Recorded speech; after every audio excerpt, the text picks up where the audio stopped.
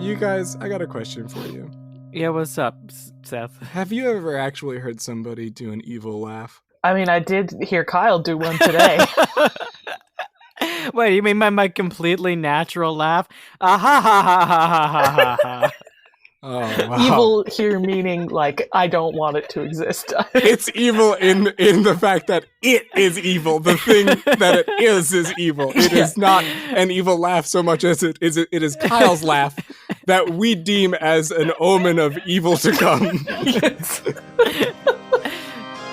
Welcome to Butter No Parsnips. Your hosts Emily Moyers and Kyle Imperatore take you on an adventure to the weird, worrisome, woeful, and always wicked world of One Wayside World. Strange characters, evil bits, and general horror abound. Join them as they test each other's etymological expertise. Kyle, Yes. Emily, I'm Seth. You're Oh. Seth. Seth! You're I Seth know. on this episode of Butter No Parsnips. That's right. You guys have let me out of my chambers. Yes, Yeah. normally we we keep them locked unchained away. you. That's Yeah. right. You We decided to feed you. you gave me that sliver of bologna that could fit under the door, and you said, "Here's an extra one because today you're coming out." Because guess what, Seth? Today it's Halloween, Cue the crash of thunder and Yeah. and pots and pans for some reason. Yeah, and then like a glittering rainbow. Yes, for me, because today is the one day you guys let me out. And what do we do on Halloween? What do we always do on Halloween? Me and you two. What have we always done since the dawn of time? Always. Bathe in Taco Bell nacho cheese. Yeah, but on Halloween though, specifically. Oh. Play pranks. we watch movies. You're both wrong. Oh, We return to the sacred texts. oh you're right. Oh my god. Yes, Yeah. yes. That I the- completely forgot. yes, you forgot. I could tell by the first suggestion that you said, which was bathe in Taco Bell juice. But no, yes, Nacho cheese. we return to the Ugum Bugum Biblio, Oh. the scroll whence our journey first began, and most certainly where it will end. Yes, you two. I speak of the Lexiconicon. The Lexiconicon. Now, our listeners don't know this, of course, but the Lexiconicon, and this is lore, so super fans, Yeah, write no, it this down. is all Yeah, real. this Write it is down. I hope you guys are putting this into really whatever important. fan fact you're writing up. Yeah. The lexicon is the tome from which all of our word knowledge stems. Billingsgate, ABCdery, our one and only guest Jackie so far, they all came to us from out of the Lexiconicon. Yes, we spoke Jackie into existence. Yeah, it was a pretty easy spell, if you ask me. Now, we three have studied the Lexiconicon a great deal, unwrapping secrets untold, mysteries now old, and also other stuff.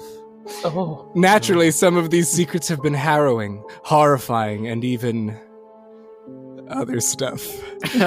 So today, on a day famous for the freaks and creeps and ghouls and goblins and monsters and other stuff, yeah. I'm gonna share with you one of the very same that I found betwixt these tattered pages of our Lexiconicon. Are you both ready? I'm as ready as Emily is. Oh, I'm as ready as Seth is? That's not even true. And one of us is lying, and the other Yes. two are telling the truth. And I need to figure out which one to believe, and it's Yeah. impossible. But no, today I introduce you to a weirdo of the word world. And no, Ooh. it's not alliteration. It's anagrams. Ooh. Now, you're both familiar with anagrams. yeah, Yeah. she's great. Yeah, anagram. Anagram is my grandmother on my father's side. Yes, anagram. Yeah. Some would call her Graham Anna. But But they're not cool and funky like anagram. yeah. She lets me have too much candy. So, Wikipedia defines an anagram as a word or phrase formed by rearranging the letters of a different word or phrase, typically using all the original letters exactly once. So, for example, Kyle Imperatore can be anagrammatized, the actual word for that, to Wow. morality keeper. That's crazy. No way. Yeah, and Emily Moyers could become some limey rye. And I really feel like it. She's pretty close to becoming that. Yeah. If you ask me. Yeah, these are both accurate identities for us.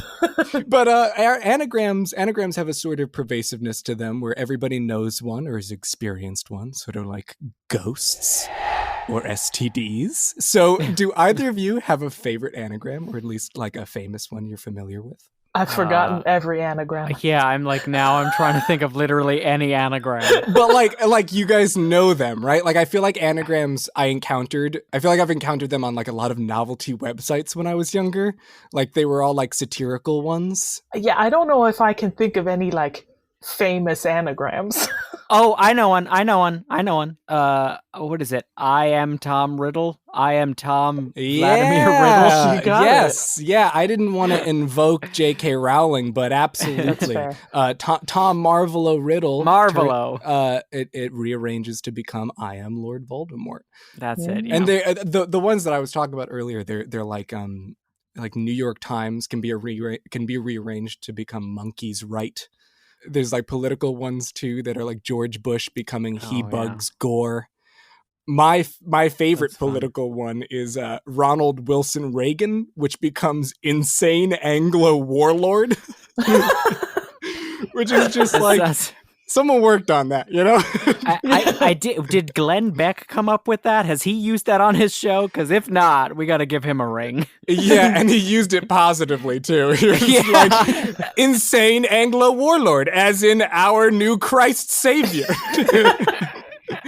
Oh God. But Kyle, you referred earlier to J.K. Rowling's use of anagrams. Writers use anagrams as a way of nudging audiences toward what they're getting at in their stories, or as a clue to the context of either the character or the story or whatever they're anagrammatizing. So some famous anagrams include, more in YA literature, Dan Handler, the author of A Series of Unfortunate Events. That's right. Oh, I loves forgot. anagrams. Oh Uses my them God, yes, he does. so frequently. Notably for Count Olaf, which can be anagrammatized to a pseudonym he uses in the books, Al Funcoot. That's right. But there's like so many others. So he just loves that sort of thing. And we just love him. We just love him.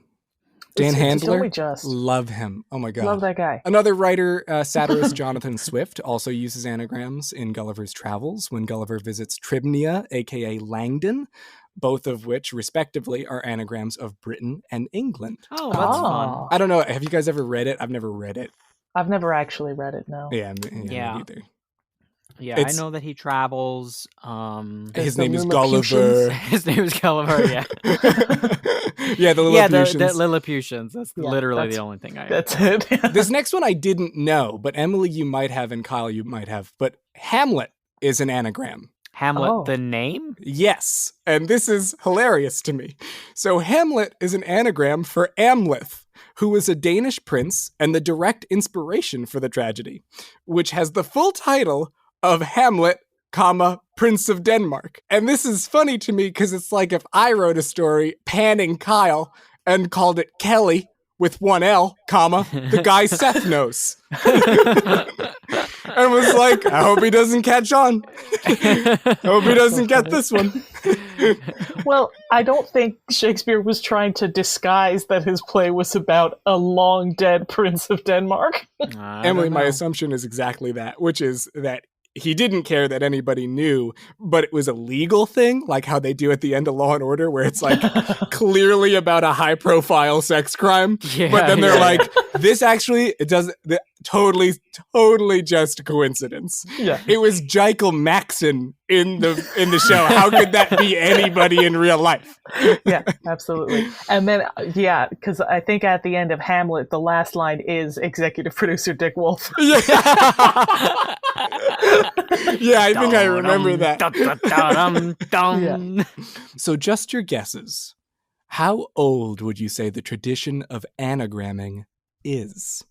Ooh. We know it's got to be older than Shakespeare. Yeah, I'm thinking 1000 BC. 1000 BC. I'm thinking 1000 CE. My translations may be shaky because the divination I practiced from the Lexiconicon, which is definitely not just the internet, didn't yield me a sure answer. But anagrams are said to date back to at least the ancient Greeks, and more specifically, the 3rd century BCE Greek poet Lycophron. Are either of you familiar with him? No. Lycophron? Yeah, Lycophron. So he's not a Phron. He's almost a Phron. He's Lycophron. He's Lycophron. It sounds like one of those new polyester type materials that they make jumpsuits out of. Yes, absolutely. It sounds like a bulletproof vest. Yeah. So, Lycophron was a Greek tragic poet, grammarian, sophist, and fun thing here, a commentator on comedy. He was entrusted by Ptolemy the Great to organize the comedies in the Library of Alexandria. The Library of Alexandria had a comedy section? It Wasn't did, it just thanks to filled with Lycophron. scrolls? That's crazy. That is insane. It was like Aristotle's super silly school jokes. It was like Mad Libs. Isn't that just the most tragic thing? All the comedy we lost when the Library of Alexandria burned. It's a shame. George Carlin's original stuff is there. Some lost Seinfeld episodes. We could be leaps and bounds in comedy right now if we hadn't lost all that. We really set us back. Lycophron, though, isn't the original founder of anagrams as a concept, but he's potentially regarded as the earliest record. Now, I say potentially because the record of him is made in the 12th century by a man named John Tzetzes, and here's the problem with that. John Tzetzes is described as such, quote, vain, seems to have resented any attempt at rivalry, and violently attacked his fellow grammarians. Owing to a lack of written material, he was obliged to trust his memory. Therefore, caution has to be exercised in reading his work. Which I believe is just a quote from my 11th grade parent-teacher conference. I was going to say, it sounds like something that's on his permanent record. He was a respected record keeper of Greek history. Was he? Because that was not a respectful description of him. It was not, but he actually was. He is he was a record keeper for a lot of Greek history. Maybe that quote you read, Seth, was just written by his enemy. Yeah. Oh, that's true. That's true. Maybe it was a fellow grammarian he attacked. But let's go deeper into the world of esoterica. Yeah, I mean... we know our friend Kyle, for some reason, can't seem to stay away from. Yeah. Anagrams are the central focus of something called temera. Now, to really get into this would mean risking 45 minutes of me rambling on about Jewish esoteric philosophy. And we just can't have another Lagamaki incident. We can't do it. So what I'm going to do shots is fired. I think if we mention Agrippa one more time, he's going to appear before us. He's going to Agrippa me by the throat and take me to hell. So what I'm going to do is give you the slivers to go home with and feed your own curiosity. Okay. Like the bologna under your door. And I'm still nibbling. So, temera, which translates literally from Hebrew to mean exchange, is a method by which Kabbalists or Kabbalists, I don't care, nobody come at me. Those are followers of the Kabbalah, a mystic sect of Judaism. They use the rearrangement of letters to interpret new meanings from the Tanakh, or the Hebrew Bible, which is the Torah, the Nevi'im, and the Ketuvim. There are 3 simple forms of temera, which include atbash, avgad, and albam. Atbash replaces the first letter with the last letter of the Hebrew alphabet, the second with the next to last, and so on. So, like, they would rearrange words based on that formula. It's sort of like a cryptogram? Cryptogram. And then there's avgad, which replaces each letter with the preceding letter. So in English, it would be like A becomes B, B becomes C. Oh, sure, and then sure. There's albam, which replaces the first letter of the alphabet with the 12th letter of the alphabet, the second with the 13th, and so on, because there are 22 letters in the Hebrew alphabet. I thought albam was just America's least popular state. Oh man, Kyle, wow. we have just a lost huge, all our followers. Most popular state. I don't know. I'm from New York. What do you want from me? No, one thing you might have recognized is that those aren't necessarily anagrams because you're not necessarily rearranging letters to get there. You're replacing Right, you're letters. changing them to new letters. But anagrams were taken up by Kabbalists to be a form of Temura. So like Atbash, Avgad, and Albam are forms of Temura, and so are anagrams. Another important note on this, though, is that Hebrew is an abjad, which is not a Bostonian mispronunciation of Goldfinger's henchman Adjab, but that was just a joke for my Bostonian James Bond fans out there. Abjad is the word for a consonantary alphabet comprised solely of consonants where vowels are left to interpretation. So most Semitic languages are abjads. The reason I bring this up is because doing this practice with an anglicized Torah or an anglicized Hebrew Bible wouldn't be effective. All of this to say, anagrammatizing the Hebrew Bible in English would, in the opinion of Kabbalists, likely result in nonsense, and is definitely way different from what they're doing. Definitely. It's definitely not just a lot of old bearded men playing around with words. I mean, ooh, ancient meanings.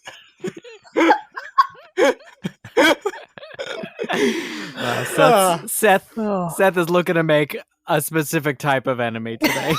Fortunately, we're going to have a pivot away from the Jewish faith, and we're going to go into Latin, because from here on out, it's a lot of Latin. Like a lot. Isn't it always? And it's always. And it's literally because people who could read would also just be able to read Latin. And so they'd just snoot about with their little noses held high, just being little nerds. Yep, for sure. One known Latin anagram, and you guys get ready to be moved. Get ready to see the light, okay? Pontius Pilate once asked, oh my God. Quid est veritas? What is truth? And folks, est vir qui adest. It is the man who is here. Which is presumably it's Christ that they're talking about, but the light be unto you through anagrams. So quid est veritas can be anagrammatized to est vir qui adest. Wow. Is that Pontius Pilate's self-help book? Yes. And then his sequel is the other one. Yeah. Quid est veritas is for the lost man, and then est vir qui adest is for the found man. Yes, absolutely. And there's a lot of those. So Ave Maria gratia plena Dominus tecum, everybody knows that. Hail Mary, full of grace, the Lord is with you. Yeah. Well, you could just shift it around and make Virgo Serena Pia Munda et Immaculata, which means serene virgin, pious, clean, and spotless, which I'm not going to lie to you is so icky to me. Absolutely. What a clean, spotless virginity. I just hate that. So Latin invited some discourse regarding anagrams and letter values, which I tried to look up, quote, letter values, but it just brought me to all that like A equals 1, B equals 2 stuff, or just Scrabble points. But the source that I was looking at did have parentheses that explained it to mean how I's and J's and U's and V's and W's and 2 V's were used like interchangeably in Latin. Yeah. And in early English as well. Yeah, right. Yes. Exactly. This little fact, this little bending of the rules led to the absolute roast I'm getting you ready for. So, you see, we got the Jesuits, right? AKA Societas Jesu, right? Yeah. Right? Everything's hunky-dory. We're all familiar. Yeah. Well, anagram it, vitiosa sessis, meaning cut off the wicked things, as in the Jesuits. Oh my God! Wow. Someone was probably murdered for that, honestly. Burned, I think. Based on the sound he just made, I think it was Kyle. Yeah. And speaking of nerds, it just gets better because it's noted that writer and literary critic George Putnam, in, quote, the time of Elizabeth I, wanted to make an anagram out of Elisabeth Anglorum Regina, meaning Elizabeth, Queen of England. Now, this is the thing that gets me. He wanted to. Right. He wanted to make an anagram. Yeah. Sure. And that anagram would have been Multa Regnibus Ense Gloria, meaning by thy sword shalt thou reign in great renown. But then he goes and he qualifies it by saying, of the respelling of Elizabeth to Elizabeth, that the H is, quote, a note of aspiration only and no letter, end quote. And that Z in Greek or Hebrew is just a double S, which is just like... So he just let I don't know himself if have either two of those S's? things are true. It's just okay. Just do whatever you want. You're the one Yeah. who's playing around with words. Yeah, this is for fun for you. It's 1588. I have syphilis and they're treating me with mercury. Do whatever you want. Oh God, I wish I had it. I am in so much pain. You know, you and I aren't so different. I don't think that's true. I can see that my skin is falling off. Yeah, and I have a Z here that I don't know what to do with. It's real tough. You and me, we're two peas in a pod. I mean, can't you just make them two S's and find me some morphine? I can do the S part. It's gonna be tough to do the rest. There is so much history to anagrams, but it's not like different. And like by that I mean it's not like, whoa, that, huh? It's just the same thing over and over, where it's like some haughty author who hated the queen was like, ha, take that, wordplay. That'll get him. But I wanted more from this episode, and I didn't want to just go down a list of anagrams, which are like half funny. So I wanted to give you something to talk about. So here are some insane things involving anagrams. Ooh. I mean, here I give you an even greater glimpse into the prophecy of thine anagram. Thank you. Michael Keith and Richard Brody, both of whom are computer programmers, wrote an anagrammatized version of the Bible.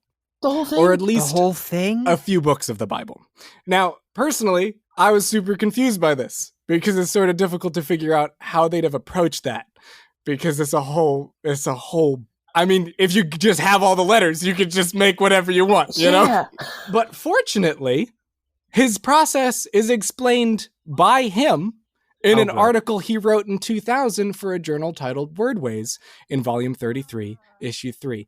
What he did was he went through it by verse. So every verse was anagrammatized. Gotcha. Which is a heck of a lot more work, technically.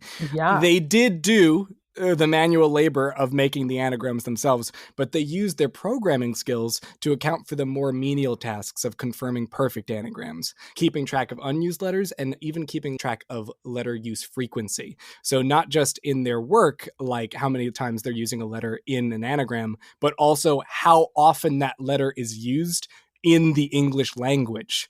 So that helped for when they were composing sentences, they wouldn't have a bunch of like Q's and X's and Z's left over when they were getting near completion, which is wild. Like, what a wild program. Yeah. But like, I'm sure was incredibly helpful.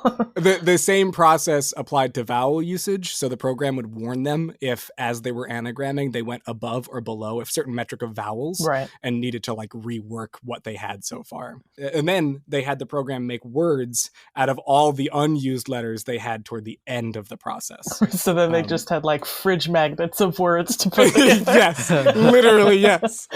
The way that it came to completion was they would have the original proverbs or whatever alongside their anagrammatized version. So I'm going to read a couple of the original and then I'll read you the anagrammatized version. This is from Proverbs. Sorry, this is the original start of Proverbs.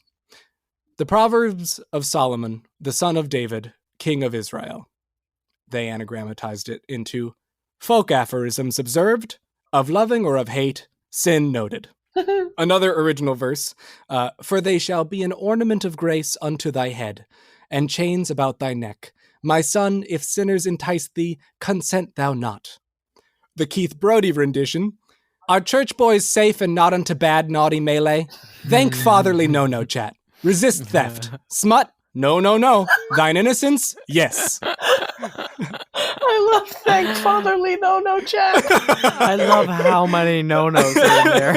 Did they have like an abundance of O's and N's? They must. I mean, they must have. Now, the article from the journal, they wind up explaining how they dealt with like really finicky passages. So, for instance, like the genealogy passages of the Bible, which are a lot of crazy letters. Right. Yeah. They like broke the rules a little bit, and instead of doing like the verse specifically, they would do the whole section and move it all and like have a whole section redone.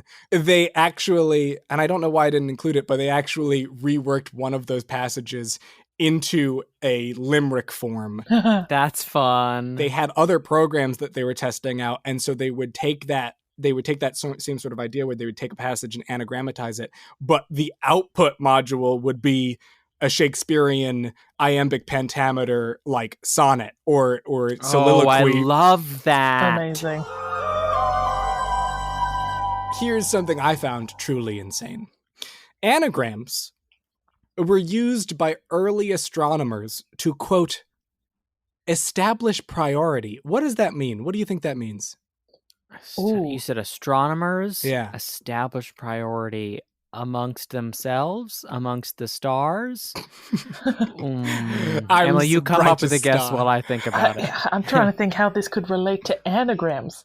Don't worry. It's crazy. They rearrange the names of the constellations and alphabetize those rearranged names.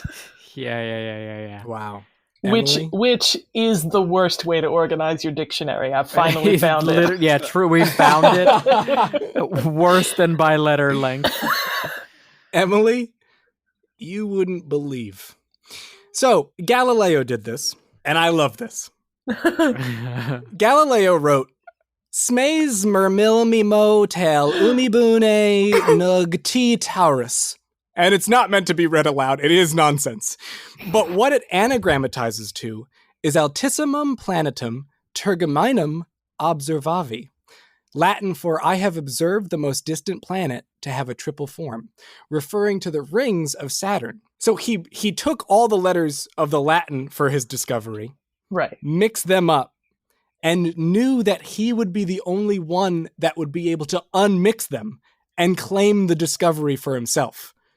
And he'd do this because there would be time between his discovery and the publishing of his discovery. So he established priority over the discovery. So like he'd write it down and show somebody, but say, I'm not going to tell you what it actually is. He's trademarking it. Yeah, so like literally like establishing priority on a research paper, like first author of a research paper, he can say, no, I observed this thing. Here's the anagram that I wrote because it reworks to this, and I know what this means. It means this thing that I can find right now. It's crazy to think that if someone tried that nowadays, the person would laugh them out of the room. Legally speaking, absolutely. It would just be like, all right, well, he's obviously a kook, Your Honor, so this is mine.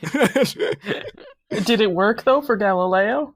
Oh, get ready, Oh, no. because it gets better. Oh, no. When he announced the discovery that Venus has phases like the moon, he announced it as such. Haec immatura a me iam frustra lencter oi. Meaning, these immature ones have already been read in vain by me. Oi. And that's not the interjection, that's just him running out of words to make. Right.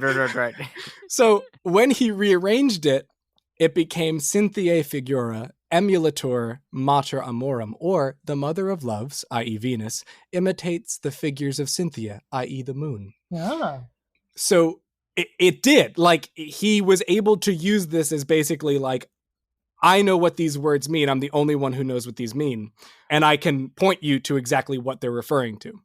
Now, why is that better? Why is that specific instance better? Other than the fact that it's not just gobbledygook that time. Kepler, Johannes Kepler, attempted to decode it and did so, except he got two different Latin phrases. Oh my God. Yeah, get ready. One referred to the moons of Mars, and the other referred to the red spot on Jupiter. The thing is, neither were discovered until after both of them died. Oh What? my God. What? So he reworked them to refer to the red spot and to the moons of Mars. And he was like, haha, I figured it out. And Galileo was like, nope, not it. And he was like, curses. And then they just both died in vain. What? So, like, he decoded the Latin to say, like, a red spot on Jupiter, but, like, not knowing that there was a red spot on Jupiter? Yes. What? Yes. That Did they is go insane. check? I mean, what a guess. Obviously not, because they weren't discovered until years later. Oh my god. So later, Christian Huygens discovered more properly what the rings of Saturn looked like and followed Galileo's example in publishing the discovery as an anagram.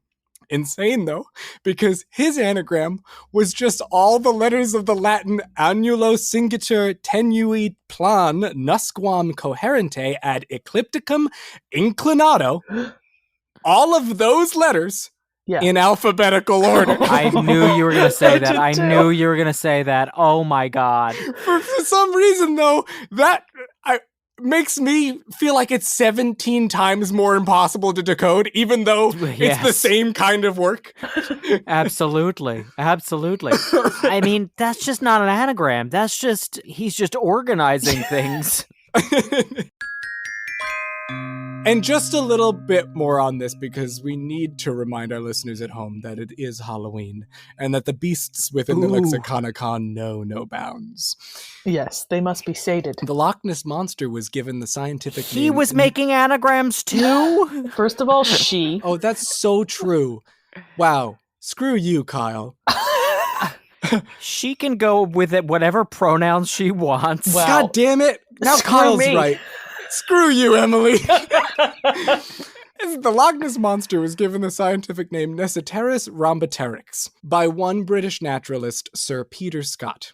It was later pointed out by newspapers, because these are the people who dabble in these things, For sure. that Nectaris rhomboteryx can be anagrammatized into Monster Hoax by Sir Peter S. And as is the might of the cryptozoological community, Robert Rhines, a man who has a crazy life of his own, and reportedly took 2 underwater photos of the beasts beneath Ness, Ooh. arranged the same scientific name to be, yes, both pics are monsters. Are. Which, as I say it, it is just as dumb as it sounds. So bad. And he probably threw that out down on a table with a bunch of wary eyes, they looking over their eyeglasses, and he's like, the proof is in the pudding. I'll take my $1 million now. Oh my god! Forget the photos, this proves it! Someone faints. And there we have it. Wow. That's anagrams. And once more, have we visited the tome of timeless tumult, that choir of queer quandaries, hoping that it will grant us another year of weird word wisdom. Will it? What saith the Lexiconicon? Kyle, shake the Lexiconicon. What does it say? Shake it. Ask again later. I'm shaking it. Not looking good. Signs point to yes. Well, you guys want to play a game, ease the stress of having to do this show without a magical grimoire? Oh, yeah. Oh, wait. I liked the grimoire.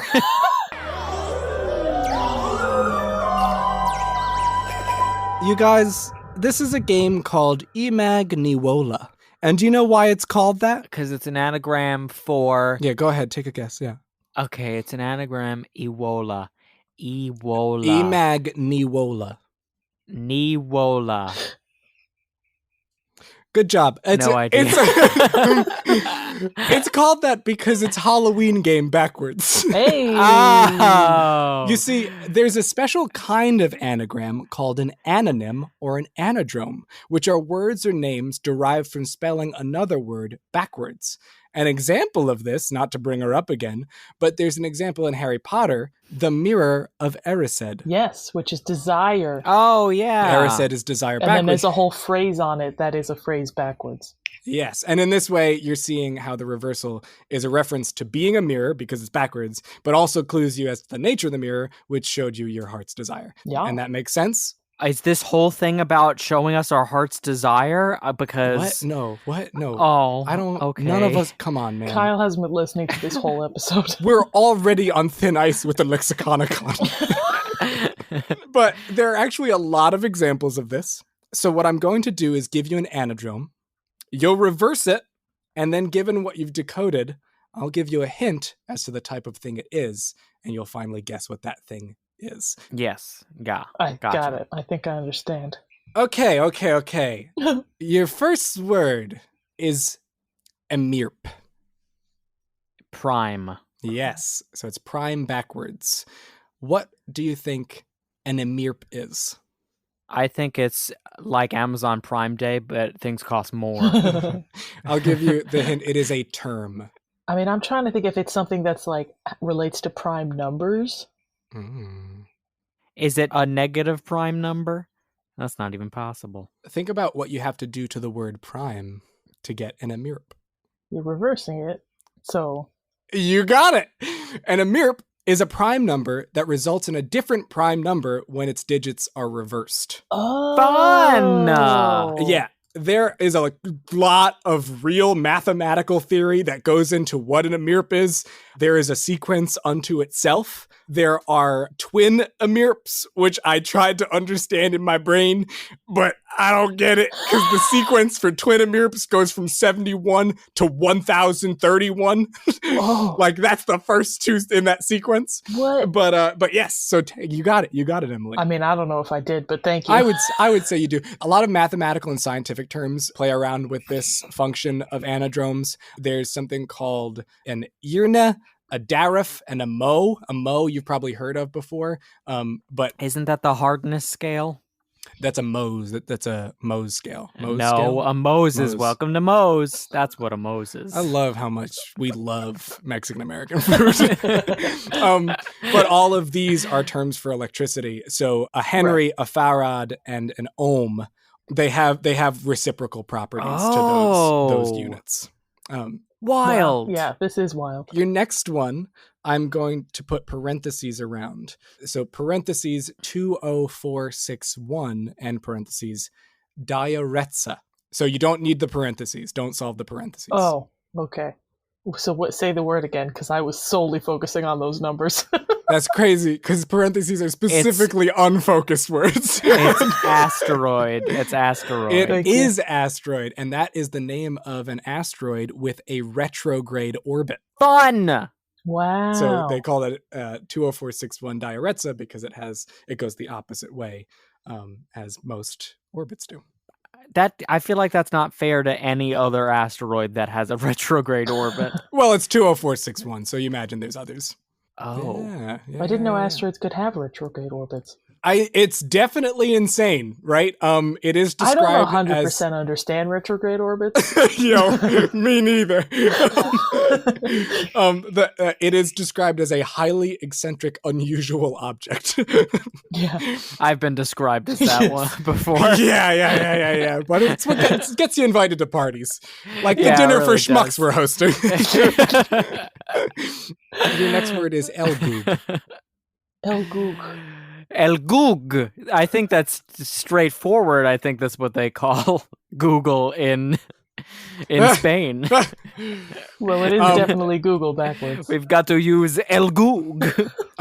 Emily, you got it. It is Google backwards. Elgug was a website that literally mirrored Google's interface. So everything was backwards. I can't remember exactly when it stopped. I think 2015 it might have stopped, but Google basically was like, you can't do this anymore. And so they purchased a new domain name, and what they do now is actually have an archive of all of the Google gimmicks on that website. That's fun. That reminds me of like the olden days on the internet. You know, It's so, oh yeah. I mean, Elgug, I think it was around since 2000, which is just prime internet days where it's just like, we're just going to screw stuff up. Yeah. Yeah. We really got nothing else to do on here. Yes. So what happens if we search Elgug? What comes up? A lot of technology companies and technology things also use the anadrome formula. NIMDA is the name of a computer worm because it functions like an admin. It has admin-like powers. Oh. And that's I fun. really like this one. You've probably seen it before. Have you ever seen XVid? No, Kyle. No. It's a type of I'm sorry. it's a type of video codec, and their name is just the name of their competitor spelled backwards, which is So DIVX. funny. This next one is a lot of fun. Simordinalap. The big breath you took in was necessary. Simordinalap. Pal. Valid. Is it Drums? palindromes? It Oh, is palindrome? palindromes. Wow. And Simordinalap is an actual word, and it describes words that instead of when you turn them around, you get the same word, you get a different word. So this When you is turn them something around, like the bed word, and Deb.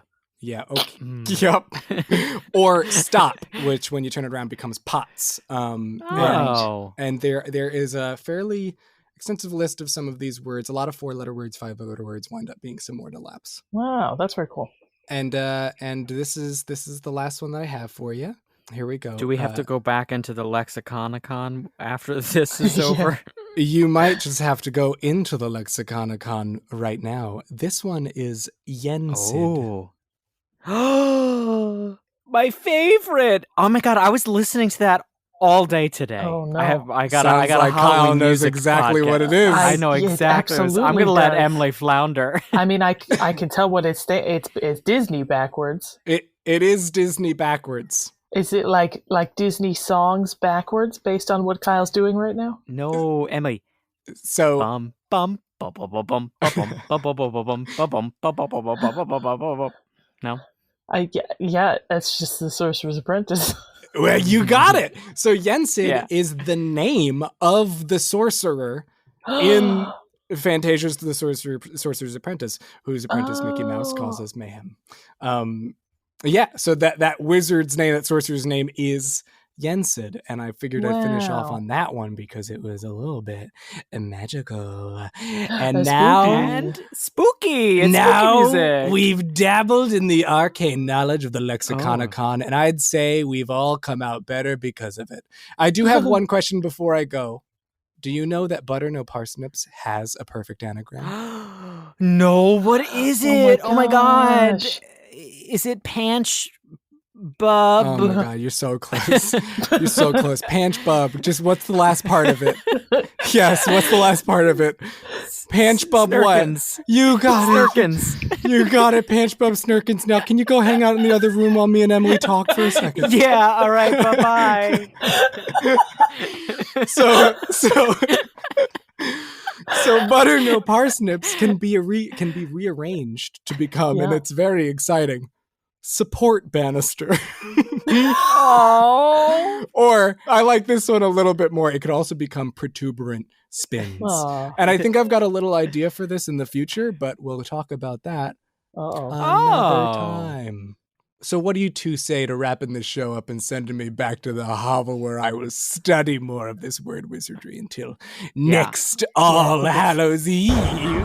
We're sending you back. Listen, let's talk about what's really important, which is that you can find Butter No Parsnips all over the internet on Facebook or on Instagram at Butter No Parsnips Podcast. And if you like today's episode, please consider giving us a spooky 5-star rating or review wherever you heard us. Oh, and if you really, really liked it, you could consider donating to our Patreon at patreon.com/ButterNoParsnips. Donating $5 or more earns you a shout out either on social media or here on the podcast. So we'd like to give our thanks to Heather B, Monica of Tot Music, Lori M. Pensive Primate, Day D, and Rob R. Thank you so much, all of you, for helping us make what we make. And with that, I've been some Limey Rye. And I've been Morality Keeper, and this has been Butter No Parsnips. Butter No Parsnips. Sign off, keep it tight.